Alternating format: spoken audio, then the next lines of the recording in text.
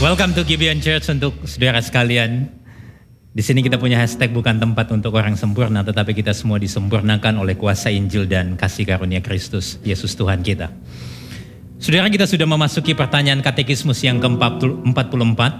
Dan seperti biasa saya akan membaca pertanyaannya lalu kita bersama membaca jawabannya serta ayat Alkitabnya. Bagaimana kita menaati amanat agung Kristus? Dengan menjadikan semua bangsa murid Kristus melalui pemberitaan Injil kepada semua orang, membawa mereka untuk menerima baptisan, serta mengajar mereka untuk hidup dan taat dalam melakukan firman. Matius 28 ayat 19-20. Karena itu pergilah, jadikanlah semua bangsa muridku, dan baptislah mereka dalam nama Bapa dan Anak dan Roh Kudus, dan ajarlah mereka melakukan segala sesuatu yang telah kuperintahkan kepadamu. Dan ketahuilah, aku menyertai kamu senantiasa sampai kepada akhir zaman. Silakan duduk. Saudara, mungkin kita pernah menjumpai pemikiran atau asumsi dari orang-orang Kristen bahwa perintah amanat agung dari Tuhan kita Yesus Kristus ini merupakan perintah yang hanya diperuntukkan untuk kalangan tertentu, untuk rohaniawan, untuk hamba Tuhan, atau mungkin hanya untuk full-timer gereja saja. Saudara, pemikiran yang seperti ini sebetulnya sangat condong menghasilkan orang-orang Kristen yang cenderung bersikap pasif, dan tidak sedikit yang kemudian menjadi orang Kristen yang egois, alias tidak peduli dengan orang lain. Padahal sesungguhnya jika kita yang sudah menerima keselamatan, maka kita tidak boleh berhenti menikmati keselamatan itu untuk diri kita sendiri. Melainkan kita dipanggil untuk menghidupi keselamatan yang telah kita terima.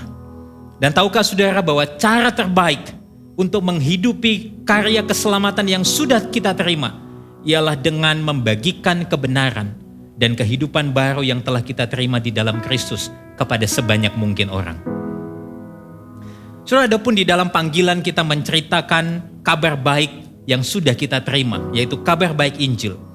Kita perlu bersyukur karena di sana ada janji penyertaan Allah. Bacaan kita tadi Matius 28 ayat 19-20 mengatakan bahwa Kristus menyertai kita mengerjakan tugas ini sampai pada akhir zaman. Ini artinya kita tidak dibiarkan sendirian. Kristus bersama-sama dengan kita. Bahkan ketika Kristus naik ke surga, Roh Kudus turun dan tinggal di dalam kita. Allah bukan saja menyertai kita, tetapi Allah tinggal di dalam kita. Soalnya bukankah ini sesuatu yang luar biasa? Roh Kudus sekarang tinggal di dalam kita. Dia memberikan kuasa kepada setiap kita untuk menjadi saksi-saksinya. Menjadi saksi yang bersemangat untuk menceritakan kabar baik Injil. Menjadi saksi yang selalu siap untuk berbagi kehidupan kepada orang-orang lain yang membutuhkan. Saudara menyadari kebenaran ini. Pertanyaan penting yang perlu kita pikirkan sekarang ialah bagaimana hidup kita bisa menjadi kesaksian. Saudara, sesungguhnya jika kita diperintahkan untuk memuridkan orang lain, untuk mengajar dan melakukan firman Tuhan, maka seharusnya kita yang terlebih dahulu dimuridkan. Kita yang terlebih dahulu harus memahami serta melakukan firman Tuhan. Dengan kata lain, waktu kita berbicara tentang pemuritan, pemuritan hanya bisa dilakukan oleh seorang murid Tuhan. Kita tidak mungkin bisa memberi apa yang kita sendiri tidak miliki. Nah, disinilah kita juga dapat melihat bahwa sesungguhnya di dalam kita menaati amanat agung Kristus, yang paling utama bukanlah tentang kefasihan atau kecakapan kita di dalam menyampaikan kabar baik Injil. Tetapi ketaatan dan keteladanan hidup kita yang terlebih dahulu berakar di dalam kebenaran firman. Saya mengajak kita boleh berdiri bersama-sama. Mari kita mau datang di dalam doa pertobatan kita.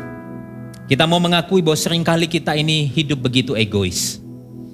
Kita tidak peduli dengan orang-orang di sekeliling kita yang mungkin membutuhkan kabar baik Injil. Kita juga mau bertobat pada saat yang sama, bahwa ternyata seringkali pikiran kita, perkataan kita, perbuatan kita sama sekali tidak mencerminkan kehidupan baru yang telah kita terima di dalam Kristus. Mari sama-sama kita datang di dalam doa pertobatan kita.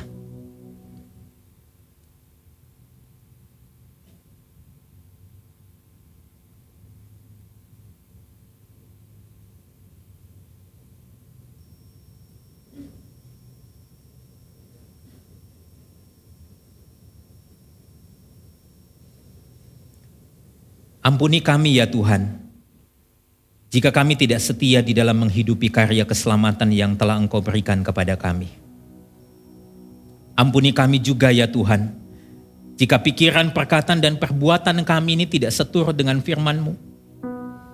Saat ini ketika kami diingatkan tentang amanat agung-Mu, biarlah hidup kami terlebih dahulu yang mengalami transformasi, sehingga melalui itu orang lain dapat melihat Engkau yang hidup di dalam dan melalui kami. Dan kami juga memohon akan anugerah-Mu ya Tuhan, yang terus memampukan kami untuk punya keberanian dan kesetiaan di dalam menceritakan kabar baik Injil-Mu ini kepada orang-orang di sekeliling kami. Di dalam Kristus Yesus Tuhan kami berdoa. Amin.